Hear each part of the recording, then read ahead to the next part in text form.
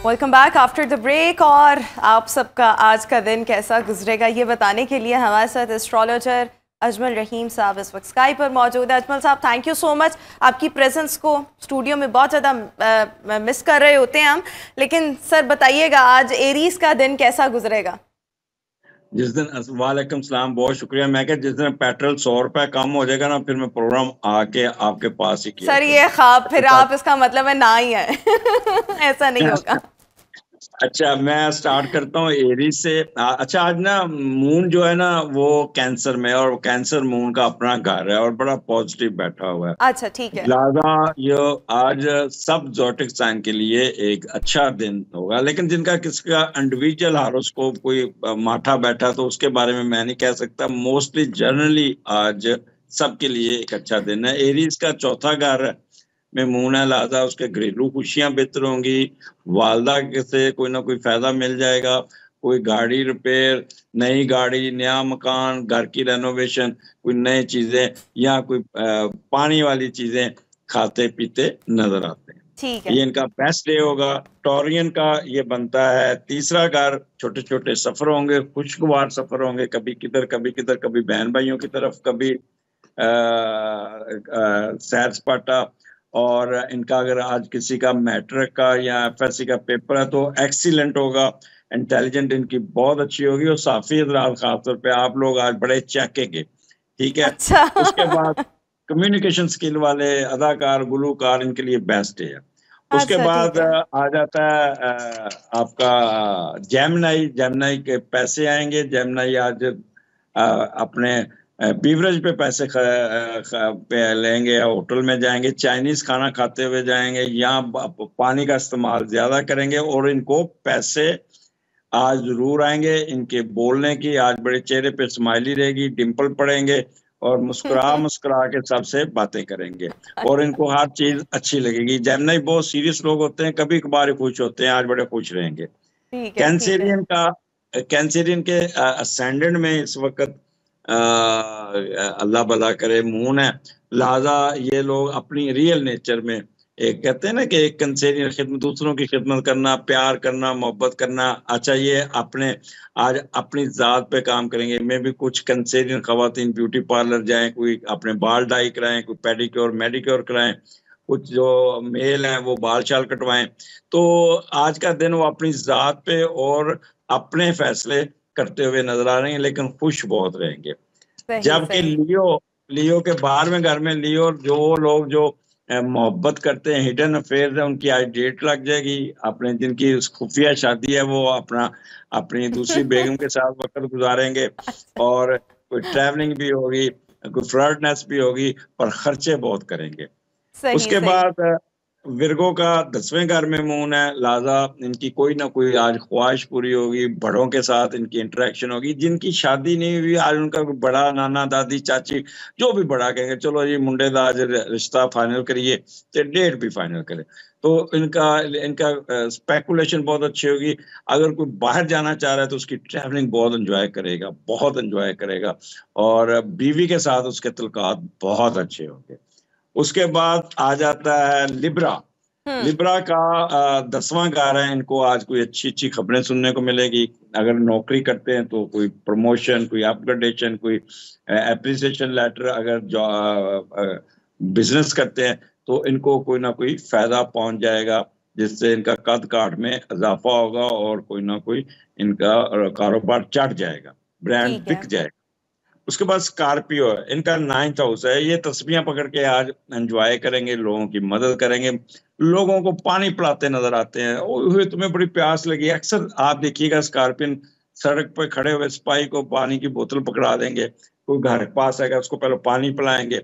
अच्छा, जो बाहर पढ़ रहे हैं ना, बाहर के मुल्क में, वो लोग बड़े एजुकेशन में उनके अच्छे रिजल्ट होंगे, वो लोगों की मदद करके और कोई ना कोई सदका, दान या चैरिटी करते हुए नजर आते हैं। आज के ना किसी श्राइन पे जरूर जाएंगे, यहाँ कोई एक्स्ट्रा इबादत में दिलचस्पी रहेगी। बिल्कुल ठीक। सेजिटेरियन, इनका 8वां घर है।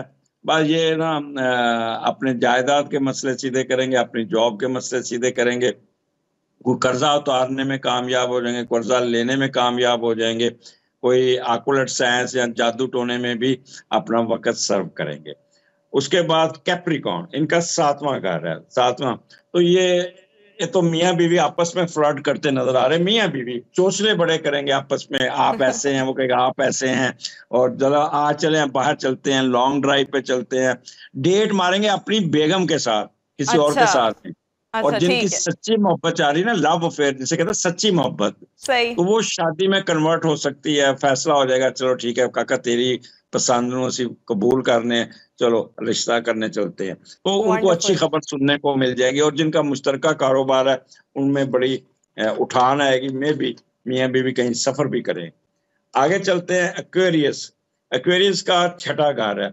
ये काम करते हुए नजर आते हैं, अपने वर्क प्लेस पे बैठे होंगे, बड़े सीरियस होके करेंगे, पानी की बोतल पास रखी होगी, चाय पास पड़ी होगी, मशरूबात पास पड़े होंगे, बार बार पानी पियेंगे और काम करते रहेंगे और सर उठा के भी नहीं देखेंगे। अच्छा, फिर अपने सबॉर्डिनेट को कहेंगे, ओए आपके पास ठंडा पानी है? कहेगा नहीं, ये लो मेरी बोतल ले जाओ, पानी पियो। और सबको फैसिलिटेट भी करेंगे। मूड स्विंग बहुत होगा, सबके साथ गप्पे मारेंगे और कोई ना कोई मामलात को सीधा करेंगे। कोई चाचा चाची की तरफ से कोई फायदा इनको मिल जाएगा। पार्सिस के लिए सबसे बेस्ट टाइम है। पार्सिस को कोई सडन गेन मिल जाएगा, बच्चों की तरफ से कोई खुशखबरी मिल जाएगी, कोई एजुकेशन में अच्छी खुशखबरी मिल जाएगी, सिट्टा लॉटरी जुआ, कोई पैसे आ जाएंगे, मन मौजी, स्पोर्ट्स में दिलचस्पी, मौजें करते हुए नजर आते हैं। और हाँ, अगर किसी का शादी हुई और पहला बच्चा होने वाला, तो वो आज अगर होगा तो घर का माहौल बहुत अच्छा होगा और मिठाइयाँ बांटते नजर आते हैं। जबरदस्त। तो ये तो आपने तमाम हॉरोस्कोप्स के बारे में बता दिया। क्विकली एक ये भी बता दें कि कल इमरान खान साहब ने नैब के रूबरू पेश होना है, और आज मैं देख रही थी आते हुए उनकी एक स्टेटमेंट थी कि मुझे गिरफ्तार किया जा सकता है ट्यूसडे को, यानी कि कल। तो क्या ऐसे कोई इम्कानात हैं कल के हवाले से? देखें, उनका मैंने पहले बताया कि मई का महीना उनके लिए बहुत सख्त है, अनसर्टेनिटी उन पे रहेगी। अव्वल तो शायद जाए ही ना वो, अगर गए तो वहां पे कुछ ना कुछ उन पे बात पुरस होगी। उनको शायद ना छेड़ें, लेकिन उनकी मिसेज को बैठा लें, ठीक है ना? तो इस किस्म का हो सकता है। उनका महीना इनके लिए ये बहुत ही मुतात होकर गुजारना पड़ेगा। उनको कोई अच्छी खबर नहीं है उनके बारे में। नंबर 2, ये जुपिटर नेगेटिव हो गया हुआ है, राहु के नीचे आ गया और 10वें घर में, तो जुडिशरी पे प्रेशर आना शुरू हो जाएगा। जुडिशरी में कंट्रोवर्शियल फैसले होंगे, जुडिशरी आपस में लड़ना शुरू कर देगी। उनके आपस में आप देखेंगे कि जून तक ना उनको आपस में बहुत उतार चढ़ाव देखेंगे जुडिशरी में। बिल्कुल ठीक हो गया। Thank you so much. Ajmal Rahim साहब हमारे साथ इस वक्त मौजूद थे और हमें मुख्तलिफ हॉरोस्कोप्स के बारे में बता रहे थे कि सबका आज का दिन कैसा गुजरेगा, और सियासी मंजरनामे से भी उन्होंने कुछ प्रेडिक्शंस दिए हैं। अभी हम शो में एक ब्रेक शामिल करेंगे, वापस आएंगे ब्रेक के बाद।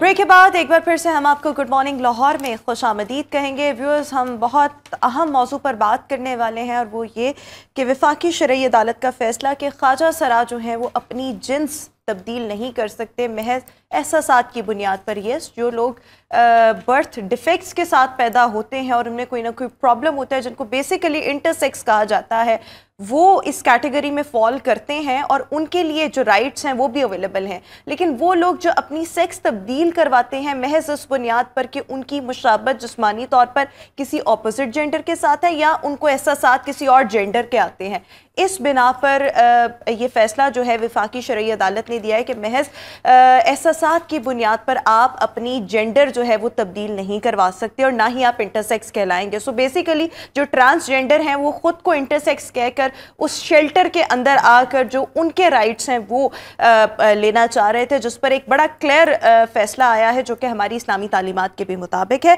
इस पर हमारे साथ गुफ्तगू करने के लिए आज शो में मौजूद हैं CEO हैं बर्थ डिफेक्ट फाउंडेशन, इसके साथ साथ general secretary transgender rehabilitation and welfare society Ansar Javed साहब हमारे साथ शो का हिस्सा हैं। माहिर कानून आरिफ आवान साहब हमारे साथ शो में मौजूद होंगे और मजहबी स्कॉलर डॉक्टर मुफ्ती खलीकुर रहमान साहब भी आज हमारे साथ शो का हिस्सा होंगे।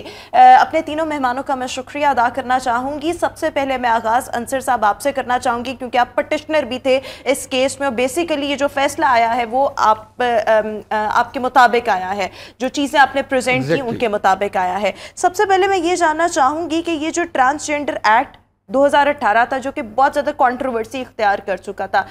इसके पॉइंट्स बेसिकली क्या थे जिनको आपने वफाकी शरई अदालत में चैलेंज किया, और किन बुनियादों पर वफाकी शरई अदालत ने अब ये फैसला दिया?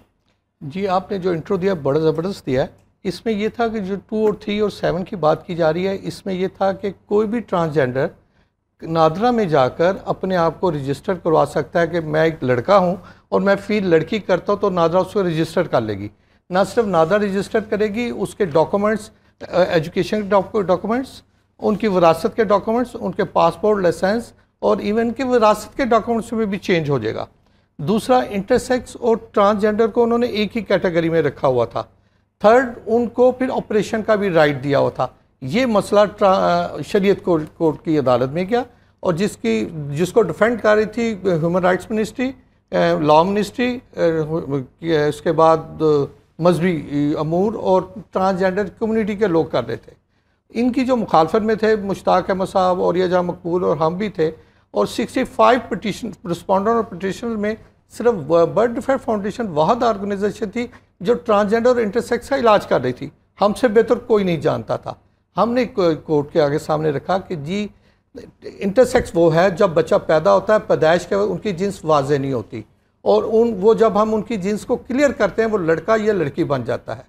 ट्रांसजेंडर वो है, वो पैदा नहीं होता, उसकी उम्र कम से कम 3 से 4 साल की होती है, तो उसके दिमाग में एक जेंडर डिस्फोरिया नामी एक केमिकल डेवलप होता है, जिसकी फीलिंग के ऊपर वो अपने आप को लड़का लड़की समझता है और लड़की अपने आप को लड़का समझती है। इनका इलाज साइकोलॉजिकल है, इनका इलाज सर्जरी नहीं है। और दूसरी बात, जब आप नादरा में रजिस्टर कर देते हो, एक बंदा जाकर अपने करवाएगा, लड़का अपने लड़की को करवा लेगा और विरासत में कानून कहेगा, तो हमारा इस्लाम के साथ इसका टकराव शुरू हो जाएगा। इस्लाम ने जब विरासत की बात की और विरासत में उन्होंने बंदों के हर रिश्ते के नाम के साथ कहा, माँ का ये हिस्सा, बीवी का ये हिस्सा, ये हिस्सा, तो खुदा न खासा नाउज़ु बिल्ला ये ट्रांसजेंडर ये समझ रहे कि अल्लाह ताला भूल गए कि ट्रांसजेंडर का क्यों जिक्र नहीं हुआ। क्योंकि इसमें एक हदीस है बड़ी ज़बरदस्त, नबी के सल्लल्लाहु अलैहि वसल्लम फरमाया, जो मर्द औरतों की शबाहत इख्तियार करते हैं, जो औरतें मर्दों की शबाहत इख्तियार करती हैं, इन पर लानत है।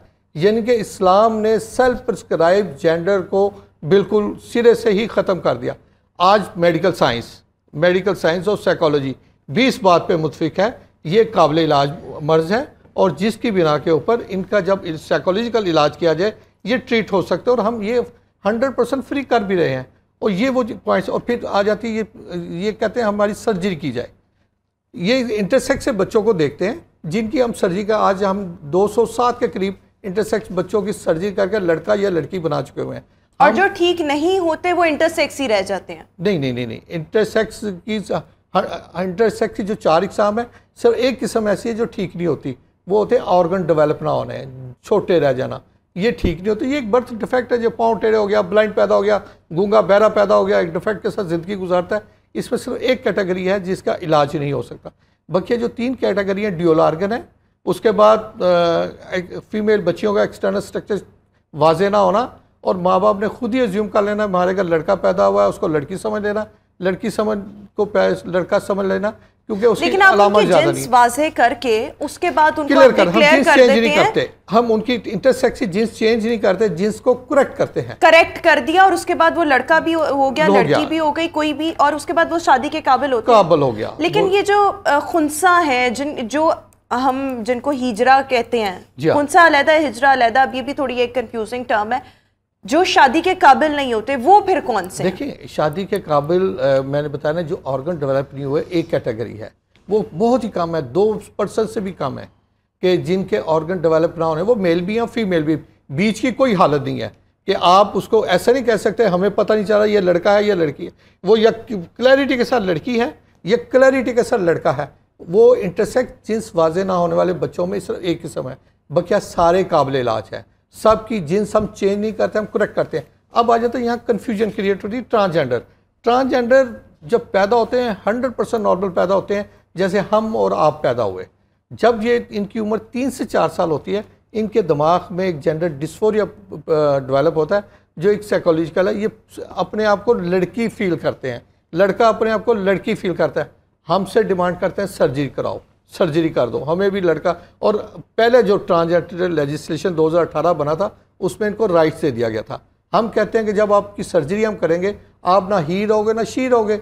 अल्लाह ने तो जोड़े इसलिए पैदा किए कि फैमिली बनाने के लिए। जो मुझे अभी समझ आई है आपकी बात कि बेसिकली ट्रांसजेंडर जो है वो साइकोलॉजिकली जेंडर डिस्फोरिया की वजह से खुद को एहसासात की बुनियाद पर कहते हैं कि हम ट्रांसजेंडर हैं। बेसिकली वो इंटरसेक्स की जहाँ पर राइट्स की बात आती है वो भी उसमें जो है वो पनाह लेना चाह रहे होते हैं। और जो इंटरसेक्स है बेसिकली इसमें आपने 4 इकसाम बताई हैं, 3 जो है वो ट्रीटेबल हैं और उसके बाद आप उनकी जिन्स वाजे करके डिक्लेयर कर देते हैं या तो ये लड़का है या तो ये लड़की है। जो एक रह जाती है जिनके ऑर्गन्स डेवलप नहीं हुए होते वो बेसिकली फिर इंटरसेक्स या खुंसा ही कहलाते हैं और फिर उनके लिए उनके राइट्स की बेसिकली बात एग्जैक्टली। इसमें एक और बड़ी इंपॉर्टेंट बात बताया जाए, जो ट्रांसजेंडर है, जो सेल्फ प्रिस्क्राइब अपने आप को जो लड़का लड़की समझता है, वो लड़की बनकर माँ बनना चाहता है, वो सारी जिंदगी माँ नहीं बन सकता, बाप बन जाएगा। हमारे पास बहुत सारे केसेस हैं कि ट्रांसजेंडर है, फीलिंग लड़कियों वाली है, मगर उसके ऑर्गन जो हैं परफॉर्म मेल वाले उसी तरह कर रहे हैं जिस जेंडर में वो पैदा हुआ। इसी तरह लड़कियां हैं, वो अपने आप को लड़का फील कर रही हैं, मगर उनके अंदर बॉडी में वही ऑर्गन है जो एक लड़कियों के हैं। वो माँ बन जाएगी, वो कभी बाप नहीं बन सकेगी। ये एक बड़ा सिंपल सा हमने उनको रखा और यही वो बात थी जो जिस पे हमने मौलवी मुश्ताक साहब और औरिया मकबूल ये लेस्बियन और गे की बात करते हैं कि ये तो बात की बातें हैं। हम कुफर से नफरत करते हैं, काफिर से नहीं। हम गुनाह से नफरत करते हैं, गुनहगार से नहीं।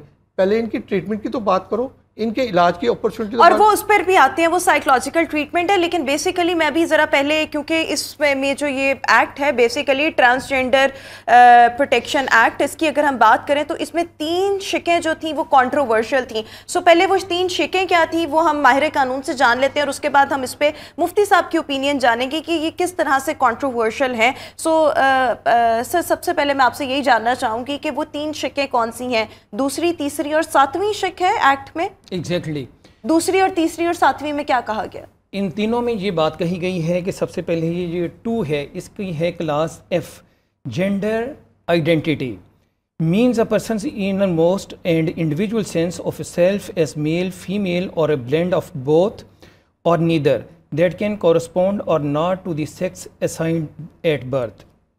अब इसमें ये है कि जो बर्थ के वक़्त, पैदाइश के वक़्त उसकी एक अपनी जिन्स थी, with the passage of time वो अपने अंदर फीलिंग एक शुरू कर देता है या सेल्फ परसीव्ड जेंडर, वो ये समझता है, उसे ये महसूस होने लगता है कि अगर मैं बाय बर्थ मेल था तो अब मैं फ़ीमेल के एहसासात अपने अंदर महसूस कर रहा हूँ। तो उसके एहसासात और उसकी फीलिंग्स के बिना पे इस एक्ट के तहत उसे ये राइट दिया जा रहा है कि वो अपनी जिन्स को तब्दील कर सके से। फिर उसके बाद आ रहा है सेक्शन 3 है, इसी की बेस पे वो नादरा के ऑफिस में जाता है कि मेरा आइडेंटिटी कार्ड ऑलरेडी इस बेस पे बना हुआ, मेल या फीमेल के बिना पे बना हुआ है, लेकिन अब मेरे अंदर एहसासात ये वाले पैदा हो चुके हैं, मेल था तो फीमेल वाले आ गए हैं। तो वो वहाँ पे अपना आइडेंटिटी कार्ड वर्बली बता के उसको चेंज करवा सकता है। बता के वो बेफॉर्म होगा ना? नहीं, बेफॉर्म तो उसके लिए आएगा कि जो माइनर है, लेकिन अगर उसकी उम्र 18 साल या इससे ज़्यादा हो गई है तो फिर उसका आइडेंटिटी कार्ड बनेगा, CNIC बनेगा। वहाँ पे वो वर्बली बता के तो अपनी जिन्स को तब्दील करने का इख्तियार रखते हैं। इसी के अंदर जो है अगला सेक्शन, सब सेक्शन आएगा कि जब उसका CNSI बन जाता है तो उसके बाद वो अपना ड्राइविंग लाइसेंस, अगर वो अपना वेपन रखना चाहता है तो वेपन का लाइसेंस, या जितने भी सरकारी डिपार्टमेंट्स हैं तमाम के अंदर वो अप्लाई कर सकता है कि मेरी जिन्स को तब्दील कर दिया जाए। उसके बाद अगला सेक्शन आ रहा है सेक्शन 7, वो है इनहेरिटेंस का। उसमें भी उस पर्सन को ये वाली सहूलत दी जा रही है कि जो सिर्फ और सिर्फ एक ज़ुबानी स्टेटमेंट की बुनियाद पे काम सारे का सारा आगे बढ़ा, उसका CNSI चेंज हो गया, अब उसकी इनहेरिटेंस कि कुरानी मजीद ने या हमारे इस्लाम ने, शरीयत ने एक मखसूस हिस्सा तयन कर रखा है कि मेल का होगा 2 हिस्से और फीमेल के लिए होगा 1 हिस्से, लेकिन उसके बाद उसकी इनहेरिटेंस का मुकम्मल चैप्टर ही डिफरेंट हो जाएगा, चेंज हो जाएगा। अब अगर वो फीमेल बाई बर्थ था तो उसकी स्टेटमेंट पे उसे 2 हिस्से मिलेंगे, अगर वो बाई बर्थ मेल है। बिल्कुल ठीक, बिल्कुल ठीक हो गया, ये आपने बड़ा अच्छे से एक्सप्लेन कर दिया। हमारे साथ इस वक्त शो का हिस्सा है मजहबी स्कॉलर डॉक्टर मुफ्ती खलीकुर रहमान साहब। मुफ्ती साहब, मैं आपसे यहाँ पर ये जानना चाहूँगी कि वफाकी शरई अदालत का फैसला, इसको थोड़ा सा आप एक्सप्लेन कर दें। प्लस जहाँ पर एक बहुत इंपॉर्टेंट बात आ जाती है इनहेरिटेंस की।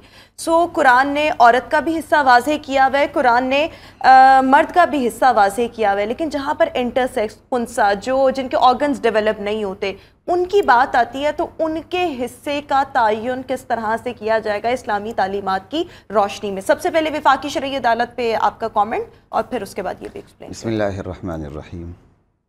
दोनों मेरे साथियों ने बात की, मैं ख्याल किसी बात में भी कोई तसादुम नहीं है, लेकिन एक बात मैं ज़रूर करूँगा कि हमारे जो माहिर नफ्सियात हैं सर बैठे हुए हैं, उन्होंने तो खालिस तिब्बी बुनियादों और नफ्सियाती बुनियादों पर बात की, और ये सिर्फ तिब्बी और नफ्सियाती मसला नहीं है।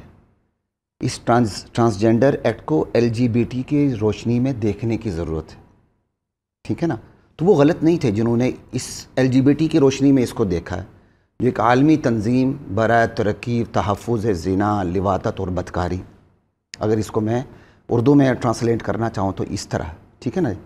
सेक्स के, अब देखो ना, जब शरीयत पे बात आ रही है तो थोड़ा सा मुझे बात करने दें कि ज़रा हम खुल के बात करेंगे तो आगाही भी होगी और शर्म नहीं है, ठीक है। LGBT एल मुखफ़फ़ है लेस्बियन का, ठीक है। जी जी। यानी वो औरत जो औरत से ही मैलान रखे, चाहे शादी करे चाहे बदकारी करे, बिल्कुल ठीक है, ठीक है जी। और गे वो मर्द जो मर्द ही के साथ मैलान रखे, चाहे मर्द से शादी करे या बदकारी करे, ठीक है जी।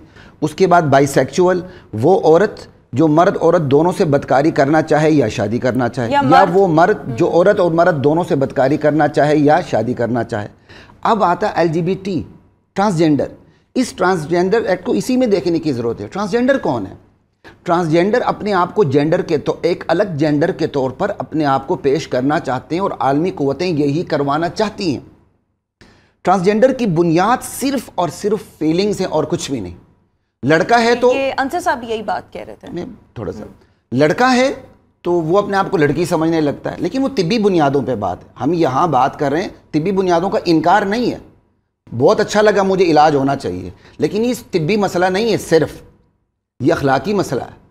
ये आलमी दज्जाली क़ुव्वतों का सेक्स को ओपन करने का एक तरीका है, इसलिए LGBT की रोशनी में इसको देखने की ज़रूरत है।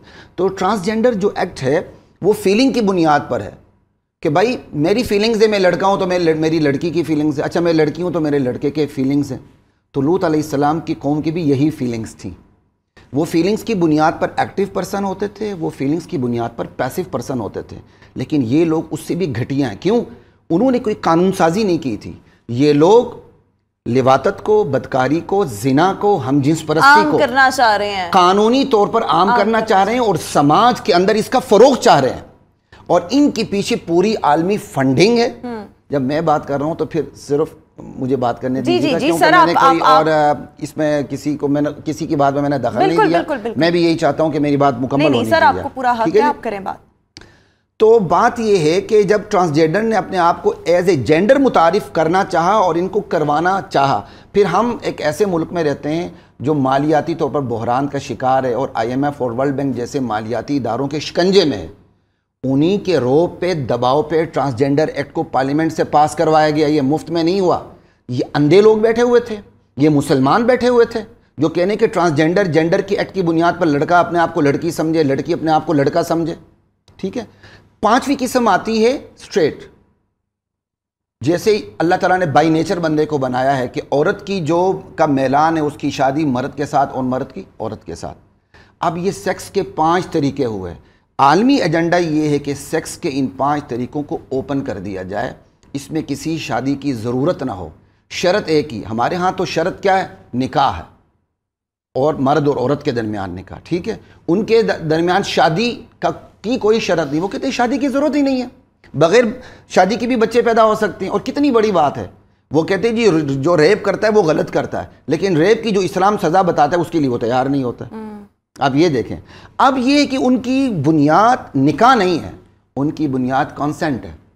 कहते हैं विद कॉन्सेंट, चाहे माँ बाप औलाद से जिना करें, चाहे औलाद माँ बाप से जिना करें, बहुत बड़ी बात कर रहा हूँ, और अगर रजामंदी आ गई ना, तो रजामंदी किसी अब आप देखें ट्रांसजेंडर में से कोई भी टीवी पे आके बात करेगा, वो फोकस सिर्फ कॉन्सेंट को करेगा, रजामंदी की बुनियाद पर ही।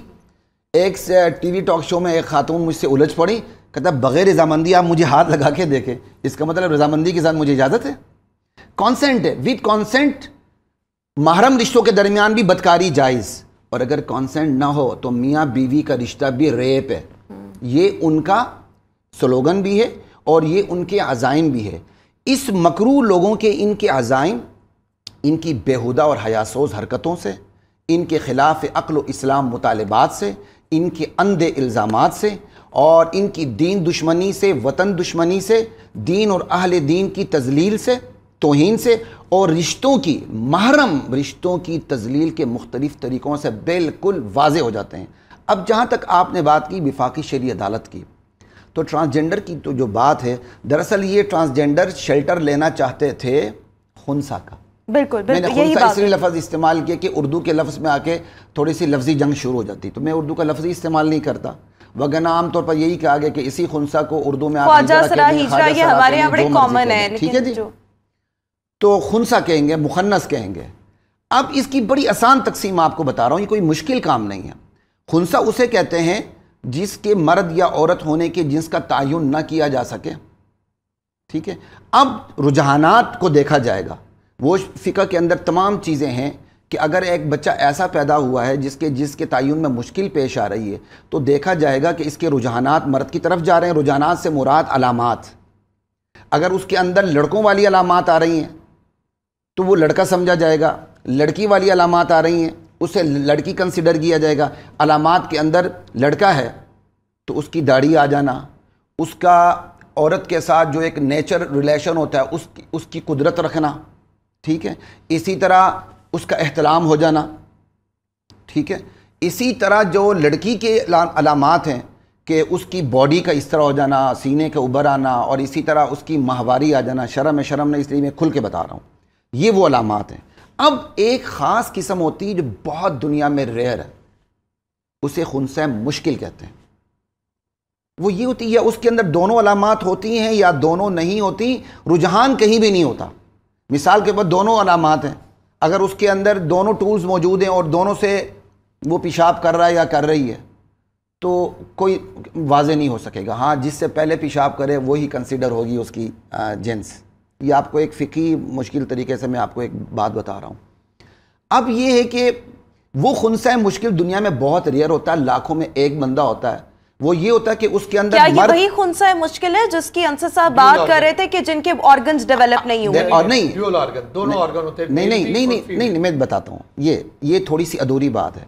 या दोनों होते हैं या दोनों बिल्कुल नहीं होते, ये भी होता है। दोनों होते हैं और किसी एक को तरजीह नहीं दी जा सकती, या दोनों बिल्कुल ही नहीं होते, जस्ट एक चीज़ होती है जिससे वो गंदगी बाहर आ रही होती है और कुछ भी नहीं, पता नहीं चलता।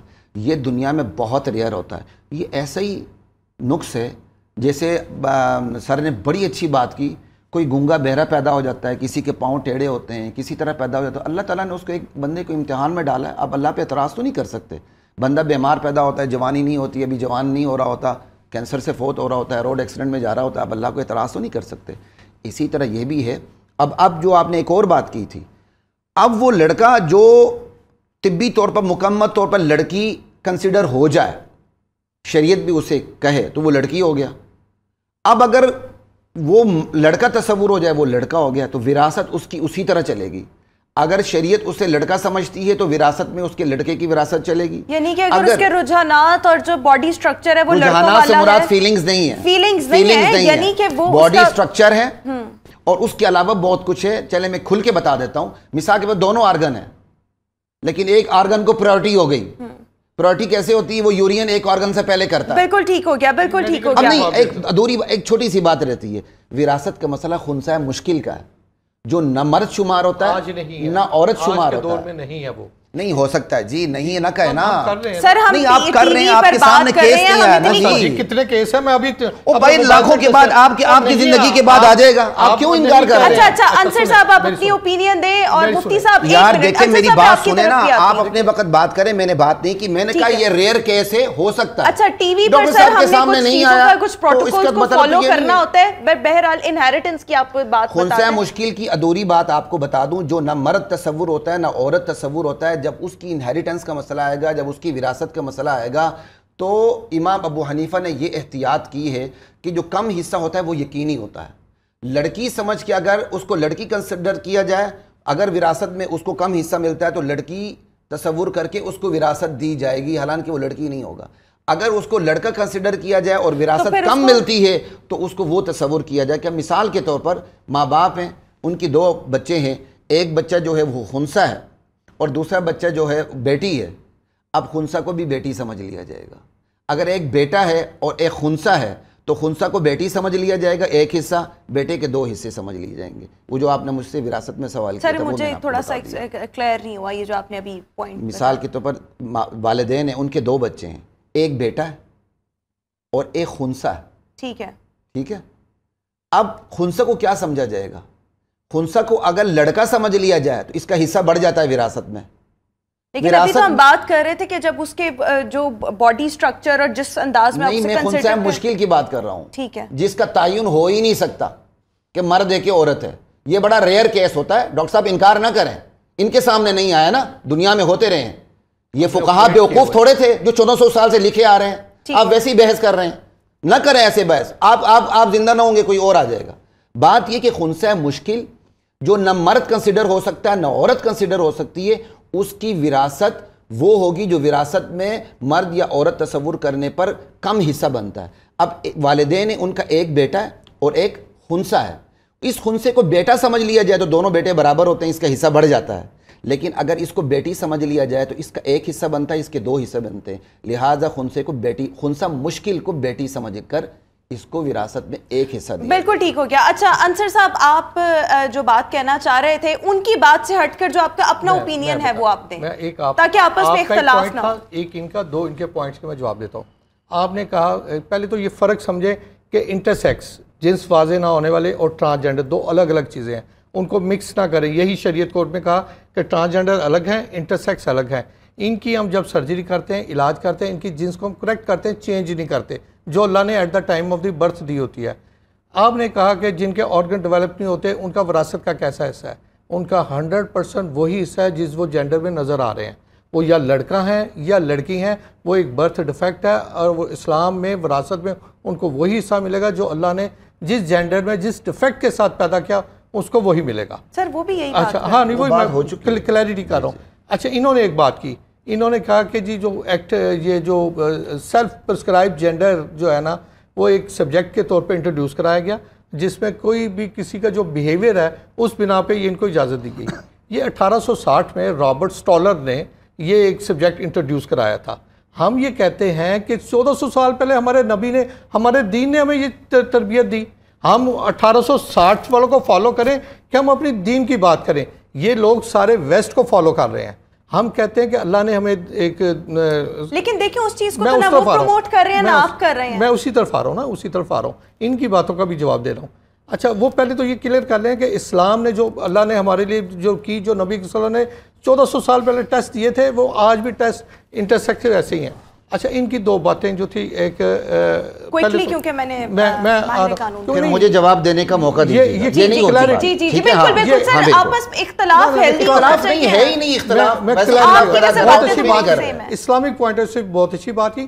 कुछ मेडिकल साइंस की बातें हैं जो उसके, देखिए पहले तो ये इंटरसेक्स जिन्स होने वाले अलग है, इनकी 4 कैटेगरी है। मैंने जैसे पहली कैटेगरी है ऑर्गन डेवलप ना, इनको तो एक तरफ कर दें, डिफेक्ट है।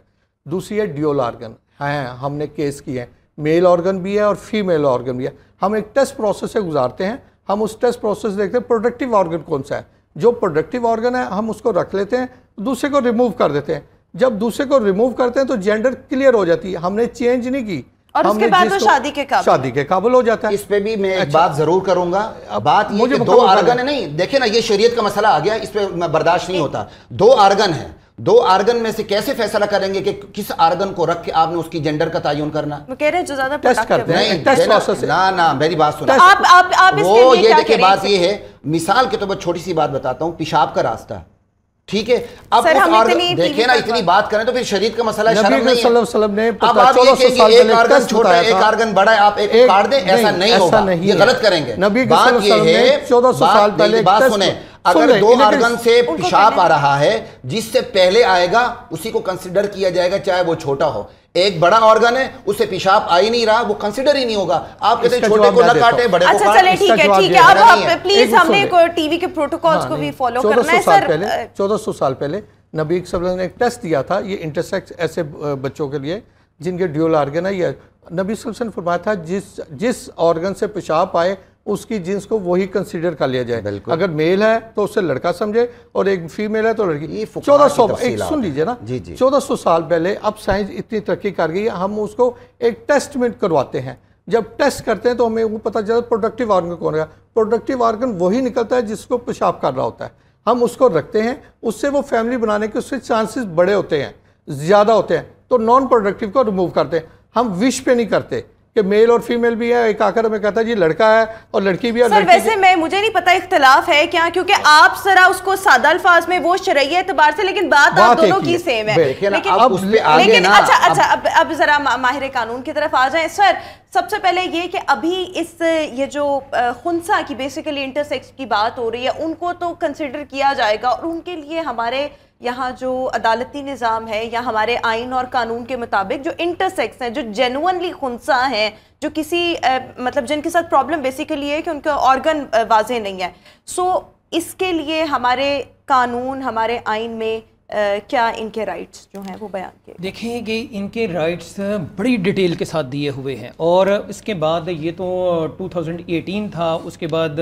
2022 भी आ गया, तो इतने ज़्यादा राइट्स हैं। बल्कि मैं तो इसमें ये समझता हूँ, देखिए मैं आपके सामने ज़रा रख रहा हूँ कि इसमें ओब्लिगेशन ऑफ द गवर्नमेंट आ रही है। इसमें यह है कि भी इन लोगों की प्रोटेक्शन के लिए हमें क्या क्या करना चाहिए सही, और फिर जितने राइट्स मेल के या फीमेल के हैं वो बड़े क्लियरली बयान किए गए हैं कि इनका इनहेरिटेंस का, जिस पे अभी बात हो रही थी। लेकिन बात यह है कि मुझे तो अभी तक पूरे प्रोग्राम में ये समझ नहीं आई कि इन दोनों का इख्तलाफ किस चीज़ पे है और इत्तफाक किस चीज़ पे है।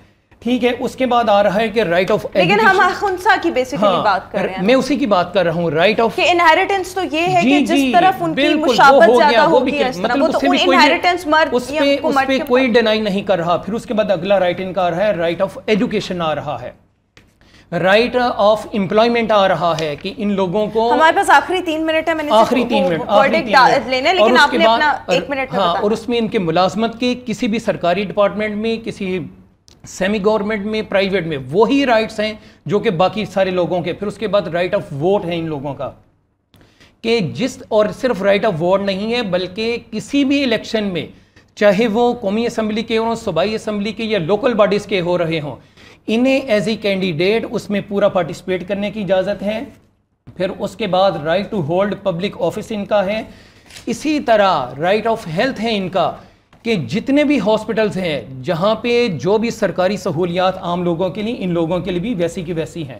फिर उसके बाद मैं बात करूँगा कि इन लोगों को अपना राइट ऑफ मूवमेंट है, राइट ऑफ स्पीकिंग है, बल्कि आप पूरे के पूरे कॉन्स्टिट्यूशन के अंदर जितनी भी आर्टिकल्स हैं जो फंडामेंटल राइट्स के आ रहे हैं, जो आम लोगों के आ रहे हैं, किसी एक से भी डिनाई नहीं किया गया है, किसी एक से भी।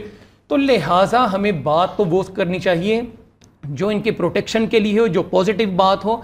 लेकिन अगर किसी को भी वफाकी शरई अदालत के डिसीजन से या जजमेंट से कोई इख्तलाफ है, नहीं इख्तलाफ है, इख्तलाफ ट्रांसजेंडर को हो सकता है, हमें तो नहीं है। देखें, बेशक उन लोगों को भी, ट्रांसजेंडर को भी इख्तलाफ है, तो उनके पास भी कॉन्स्टिट्यूशन ने यह राइट रखा हुआ है कि वो सुप्रीम कोर्ट में जा सकते हैं। देखें, वफाकी शरई अदालत के सारे फैसले 100% तो दुरुस्त नहीं है, लेकिन अगर उनके पास, लेकिन मैं उसमें अर्ज करूंगा, उसमें एक बात बड़ी मैं लाजमी तौर पे कहना चाहूंगा, अगर वो समझते हैं कि उनका केस यहाँ पे अच्छे तरीके से आर्गू नहीं हुआ, उनका मौक़िफ़ भी यही है कि कुरान में, हदीस में और उसके अलावा फ़िक़ा के अंदर, या उसके अलावा कभी वो मलेशिया का हवाला देते हैं, कभी ईरान की इमाम खुमैनी का हवाला देते हैं, या उसके अलावा 25वें पारे का सूरह शूरा का, सूरह निसा का, उन्हें चाहिए कि अगर अपने केस को ज़्यादा मजबूत तरीके से तैयार करें और सुप्रीम कोर्ट में लेके जाएं और इस पे कानूनी और उसके अलावा दीनी एतबार से मुकम्मल बहस तैयार करें। तो अगर ठीक है, अपील का हक रखते हैं। अगर फैसला कोई दुरुस्त आता है, 10 सेकंड सर आपके पास और 10 सेकंड आपके पास, कमेंट दे दें अपना और आपसे भी। मैं सिर्फ ये कहूंगा कि इस मौजू पर सोशल जो इश्यूज हमारे बर्पा हो रहे हैं उस पर बात की जानी चाहिए। इन ट्रांसजेंडर की वजह से हमारा जो मियाँ बीवी का रिश्ता कमज़ोर हो रहा है, खुला की रेशो बढ़ रही है, तलाक की रेशो बढ़ रही है, रिश्ते ठिठर गए हैं, माँ बाप बेटी का रिश्ता ठिठर गया है और अजनबियों के रिश्ते प्रमोट हो रहे हैं। बहुत से मर्द या खवातीन अपने रिश्ते में, अपनी शादी में होते हुए उनके रुझानात जो है वो ऐसे होते हैं। जी अच्छा, जो इन्होंने ट्रांसजेंडर के राइट्स की बात की, इससे हम बिल्कुल एग्री हैं, इनको मिलने चाहिए सवाए दो राइट्स के। एक तो इनका जो नादरा में रजिस्टर होना है और दूसरा ऑपरेशन का राइट्स, वो नहीं इनको मिलना चाहिए। वो ऐसे ही हैं जिस जेंडर में पैदा हुए, अल्लाह ने उनको उसी में किया हुआ, उसी में उनकी फैमिली ना, बन ये सर्जरी का हक होना चाहिए। और वो फैमिली बन सकती है ना, नादरा पे आप चेंज नहीं करवा सकते और आपने जब नादरा में अप्लाई करना है आपने अपना बर्थ सर्टिफिकेट। ट्रांसजेंडर वेलफेयर जो हमने सोसाइटी बनाई है जिसके चेयरमैन ज़ियाद चौधरी साहब भी है, मैं जनरल सेक्रेटरी हूँ, हम इनकी प्रोटेक्शन की बात कर रहे हैं कि ये दो राइट्स के ऊपर ना आए, बल्कि इनकी हेल्थ के ऊपर, इनकी एजुकेशन के ऊपर, वेलफेयर पे, इनकी skill training, transgender rehabilitation welfare society, वो बिल्कुल वैलिड है। नादरा से आईडी कार्ड्स का इजरा वो उनके बर्थ सर्टिफिकेट पे जो जिन्स लिखी हुई है उसके मुताबिक होना चाहिए। दे दिया और एक और आपने जो चीज मेंशन की अपनी गुफ्तगू के दौरान कि इनको सर्जरी का हक नहीं होना चाहिए, ये बिल्कुल डॉक्टर साहब की अहम तरीन बात, ये जो हॉस्पिटल है ना, ये सबसे अहम तरीन। अनफॉर्चुनेटली सेनेट में ये हो गया है कि इन्होंने, जो हमने कहा था कि इंटरसेक्स पे अलग लेजिस्लेशन करें और ट्रांसजेंडर पे, इन्होंने इंटरसेक्स पे लेजिस्लेशन तो कर दिया है, आखिर में एक सेंटेंस लिख दिया है, अब ट्रांसजेंडर लफ्ज नहीं लिखा, जेंडर डिस्फोरिया के पेशेंट को भी वही राइट्स मिलेंगे जो इंटरसेक्स, ये सारा वही गंद उसमें डाल दिया है। बिल्कुल इसके हम मुखालफत करते हैं। बिल्कुल ठीक हो गया, लेकिन वफाकी शरई अदालत का फैसला उसको सभी लोग जो है वो इस वक्त अप्रिशिएट कर रहे हैं सवाए ट्रांसजेंडर के। लेकिन thank you so much Ansar Javed साहब, मुफ्ती साहब आपका भी बहुत शुक्रिया, आरिफ साहब आपका भी बहुत बहुत शुक्रिया। इसी के साथ ही मुझे शो को वाइंड अप करना है, आपसे मुलाकात होगी इंशाल्लाह अपने नेक्स्ट प्रोग्राम में। अल्लाह हाफ़िज़।